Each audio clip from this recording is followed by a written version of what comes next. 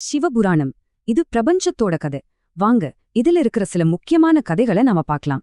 இந்த பழமையான துதிதாங்க பிரபஞ்ச அளவுல நடக்க போற ஒரு பெரிய கதைக்கு ஆரம்ப புள்ளி. கதையோட தொடக்கமே ஒரு பெரிய கேள்விதான். மும்மூர்த்திகள்ல யார் பெரியவர்? ஒரு பெரிய பிரளயத்துக்கு அப்புறம் பிரம்மாவுக்கும் விஷ்ணுவுக்கும் ஒரு வாக்குவாதம். தங்களை யார் பெரியவர்னு 2 பேருமே சொன்னாங்க, நான் தான் பெரியவன்னு. தெய்வங்களுக்குள்ளே வந்த ஒரு ஈகோ பிரச்சனை தாங்க இது.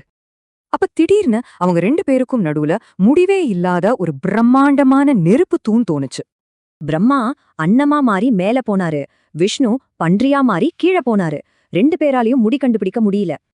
அப்பதான் அவங்களுக்கு புரிஞ்சது, தங்களை விட பெரிய சக்தி ஒன்னு இருக்குன்னு. அந்த நெருப்புலேந்து சிவன் வெளிப்பட்டார். சிவன் அவங்க ஈகோவை அடக்கி பிரபஞ்சத்துக்கு ஒரு ஆர்டரை கொண்டு வந்தாரு. ஒவ்வொருத்தருக்கும் ஒவ்வொரு வேலையை கொடுத்தாரு. சரி, பிரபஞ்சத்துக்கு ஒரு ஆர்டர் வந்தாச்சு. ஆனா அகங்காரம் மறுபடியும் தலை தூக்கினா? அதுதான் தக்ஷனோட யாக கதை. தக்ஷன் நடத்தின யாகத்துல தன் கணவன் சிவனை அவமானப்படுத்தினதை தாங்க முடியாம சதிதேவி தீல இறங்கிட்டாங்க. சிவன் வேணான்னு சொல்லியும் சதி அப்பா மேல இருந்த பாசத்துல போனாங்க.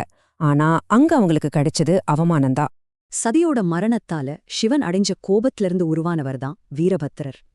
வீரபத்திரர் தக்ஷனோட தலைய வெட்டிட்டாரு. ஆணவத்துக்கு கிடைச்ச சரியான பாடம்.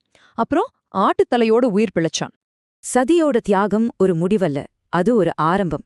பிரபஞ்சத்தையே காக்கப் போற ஒரு வீரனோட பிறப்புக்கு. பாரகாசுரனுக்கு ஒரு வரமும் இருந்துச்சு. சிவனோட மகனால மட்டும்தான் அவனை கொல்ல முடியும். சிவன் துறவின்னு அவன் தப்பு கணக்கு போட்டான். அதனால தேவர்கள் சிவனோட தவத்தை கலைக்க மன்மதனை அனுப்புனாங்க. அப்பதான் சிவன் பார்வதிய கல்யாணம் பண்ணிக்குவார்னு நினைச்சாங்க. ஆனா அவங்க போட்ட பிளான் மொத்தமா சொதப்பிருச்சு.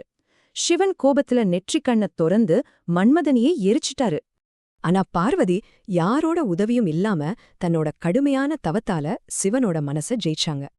அவங்க 2 பேரும் இணைஞ்சதுலதான் பிரபஞ்சத்தை காக்க முருகன் பிறந்தாரு. சரி, இப்போ தர்மம் ஜெயிச்சிருச்சு. ஆனா பக்தி அதிகமானா அதுவே எப்படி அதர்மமா மாறும்? அதுதான் திரிபுர சம்ஹார கதை.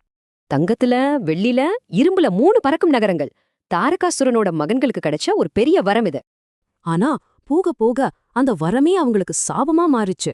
ஆணவத்துல எல்லா உலகத்தையும் பாடாப்படுத்த ஆரம்பிச்சாங்க. சரியா அந்த 3 நகரமும் ஒரே நேர்கோட்ல வந்தப்போ சிவன் தன்னோட ஒரே ஒரு அம்புல மொத்தத்தையும் அழிச்சாரு. சரி, இந்த பிரம்மாண்டமான கதைகளெல்லாம் நமக்கு என்னத்த சொல்ல வருது? இதோட சாராம்சம் என்ன? இது வெறும் கதைகள் இல்ல. அகங்காரம் அழிவே தரும், தர்மம் கண்டிப்பா ஜெயிக்கோன்னு பிரபஞ்சத்தோட விதிகளை சொல்ற பாடங்கள். பல்லாயிரம் வருஷம் பழமையான இந்த தெய்வீக கதைகள்ல இருந்து நம்மளோட வாழ்க்கைக்கு என்ன பாடத்தை நாம எடுத்துக்கலாம்?